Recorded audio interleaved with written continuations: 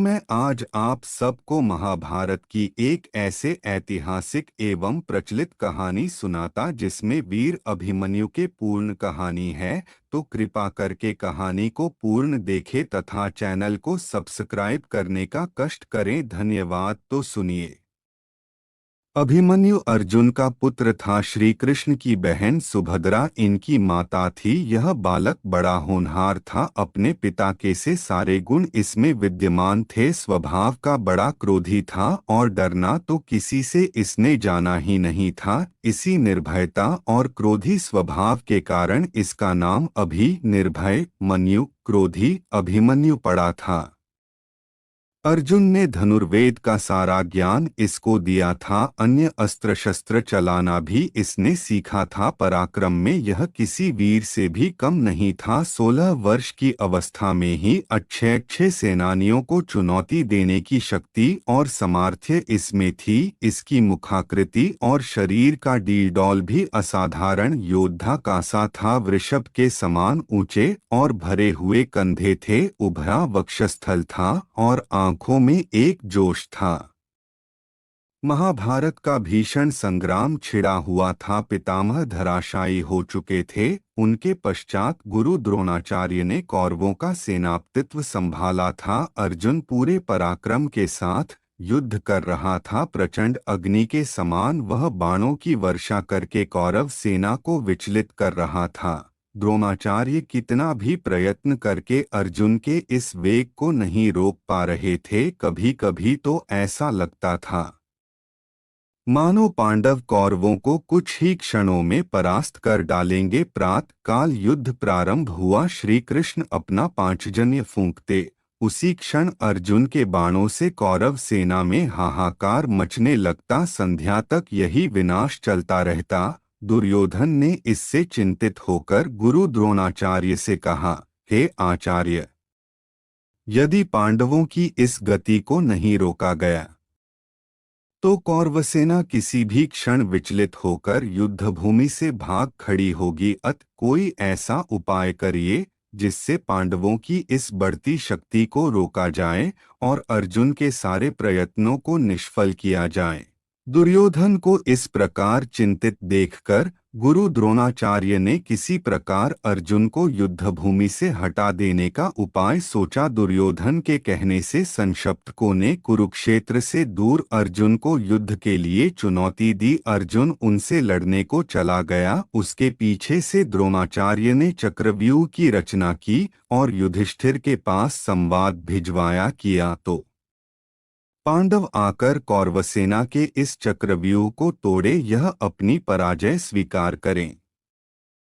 जब संवाद युधिष्ठिर के पास पहुंचा तो वे बड़ी चिंता में पड़ गए, क्योंकि अर्जुन के सिवा चक्रव्यूह को तोड़ना कोई पांडव नहीं जानता था। अर्जुन बहुत दूर संशप्तकों से युद्ध कर रहा था। चक्रव्यूह तोड़ने में अपने आप को असमर्थ देखकर पांडवों के शिविर में त्राहि मच उठी। युधिष्ठिर, भीम, धृष्टद्युम्न आदि कितने ही पराक्रमी योद्धा थे जो बड़े से बड़े पराक्रमी कौरव सेनानी को चुनौती दे सकते थे, लेकिन चक्रव्यूह तोड़ने का कौशल किसी को भी नहीं आता था। वह ऐसा व्यूह था जिसमें पहले तो घुसना और उसको तोड़ना ही मुश्किल था और फिर सफलतापूर्वक उसमें से बाहर निकलना तो और भी दुष्कर कार्य था। कौरव सेना के सभी प्रमुख महारथी उस चक्रव्यूह के द्वारों की रक्षा कर रहे थे।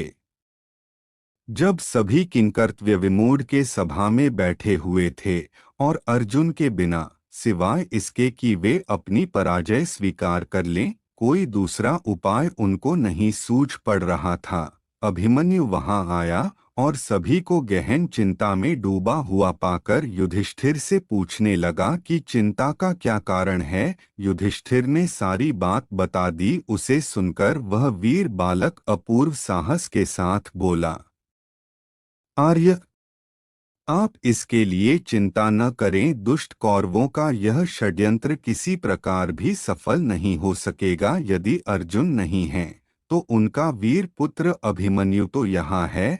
आप दुर्योधन की चुनौती स्वीकार कर लीजिए। मैं चक्रव्यूह तोड़ने के लिए जाऊंगा अभिमन्यु की बात सुनकर सभी को आश्चर्य होने लगा। एक साथ सबकी नीचे झुकी हुई गर्दनें ऊपर उठ गई। फिर भी युधिष्ठिर ने इसे अभिमन्यु की नादानी ही समझा। उन्होंने पूछा, बेटा, तुम्हारे पिता अर्जुन के सिवा इनमें से कोई भी चक्रव्यूह भेदना नहीं जानता, फिर तुम कैसे इसका भेदन कर सकते हो?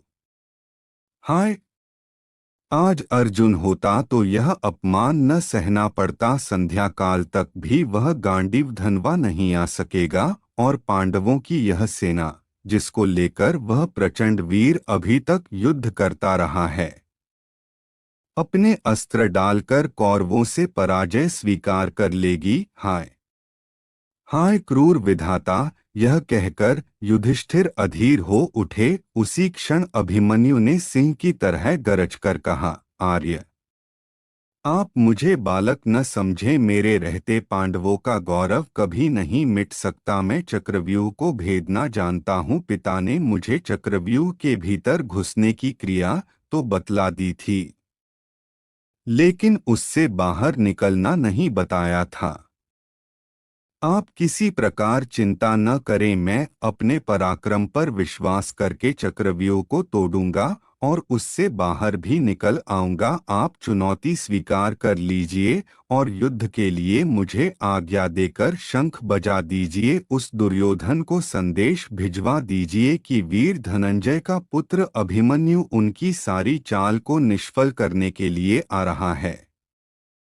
कितनी ही बार अभिमन्यु ने इसके लिए हठ किया, परिस्थिति भी कुछ ऐसी थी। युधिष्ठिर ने उसको आज्ञा दे दी। अभिमन्यु अपना धनुष लेकर युद्ध भूमि की ओर चल दिया। उसकी रक्षा के लिए भीमसेन, धृष्टद्युम्न और सात्यकी चले। चक्रव्यूह के पास पहुंचकर अभिमन्यु ने बाणों की वर्षा करना आरंभ कर दिया और शीघ्र ही अपने पराक्रम से उसने पहले द्वार को तोड़ दिया और वह तीर की सी गति से व्यूह के अंदर घुस गया।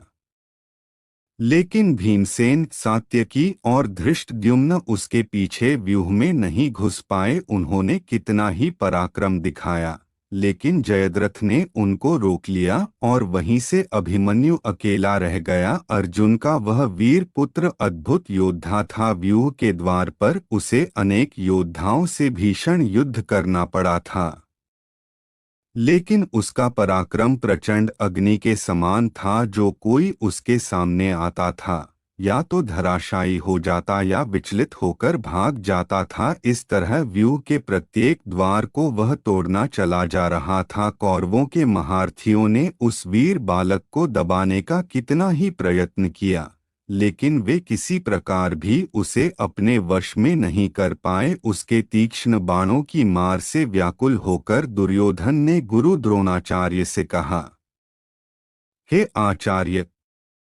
अर्जुन का यह वीर बालक चारों ओर विचर रहा है और हम कितना भी प्रयत्न करके इसकी भीषण गति को नहीं रोक पाते हैं। एक के बाद एक सभी द्वारों को इसने तोड़ दिया है। यह तो अर्जुन के समान ही युद्धकुशल और पराक्रमी निकला। अब तो पांडवों को किसी प्रकार पराजित नहीं किया जा सकता।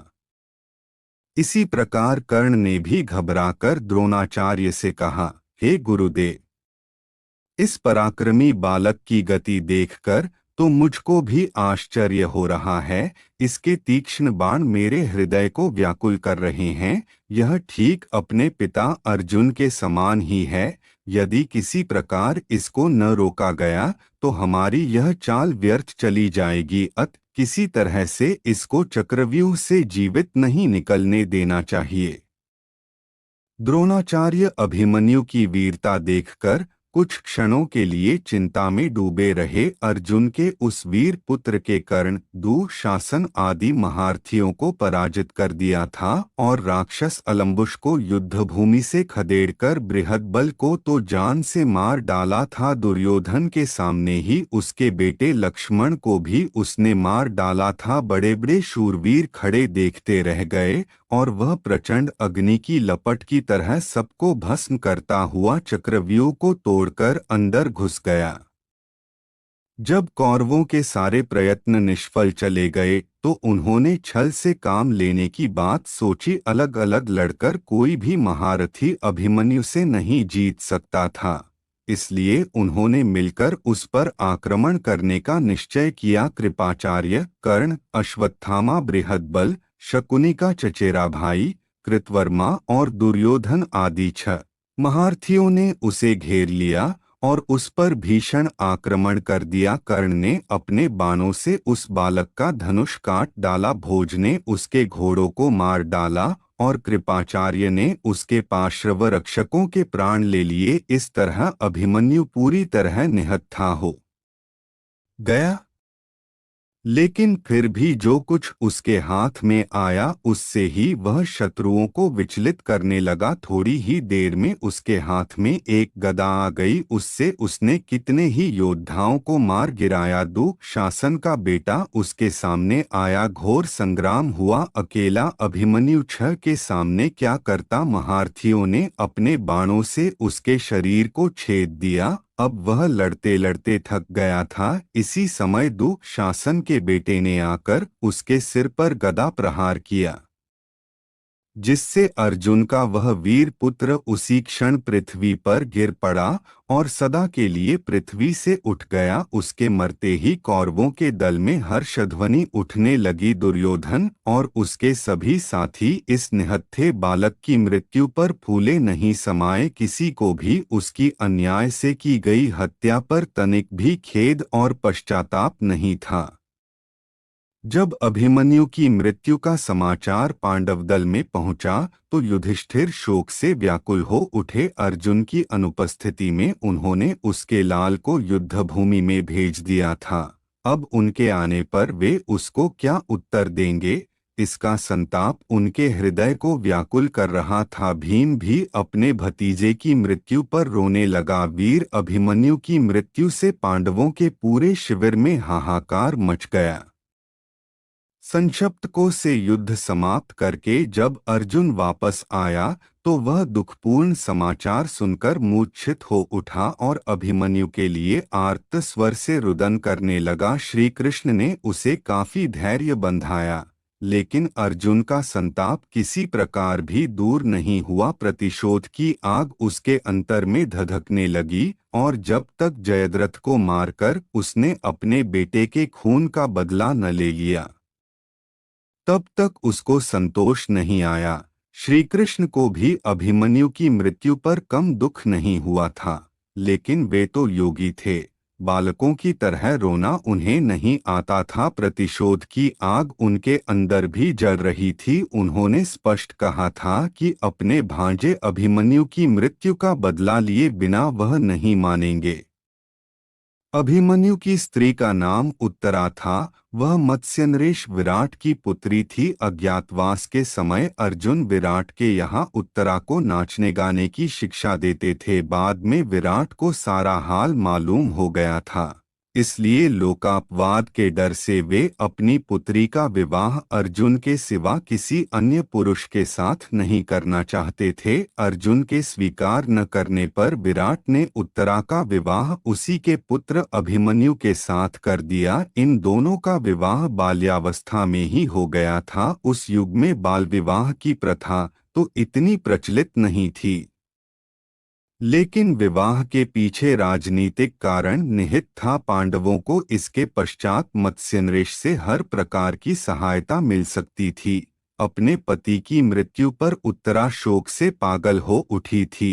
श्री कृष्ण ने उसे कितना ही समझाया था, लेकिन फिर भी कितने ही दिनों तक उसका रुदन एक क्षण को भी नहीं रुका था। वह उस समय गर्भवती थी। आत्ताई अश्वत्थामा ने पांडवों के वंश को समूल नष्ट कर देने के लिए इस गर्भस्थ बालक पर ब्रह्मास्त्र का प्रयोग किया था, लेकिन श्री कृष्ण ने उसे रोक लिया था और इस प्रकार श्री कृष्ण ने ही पांडवों के कुल की रक्षा की। निश्चित अवधि के पश्चात उत्तरा के गर्भ से बालक का जन्म हुआ। चूंकि सभी कुछ क्षय हो जाने के पश्चात इस बालक का जन्म हुआ था, इसलिए इसका नाम परीक्षित रखा गया। यही पांडवों की वंश परंपरा को आगे बढ़ाने वाला हुआ।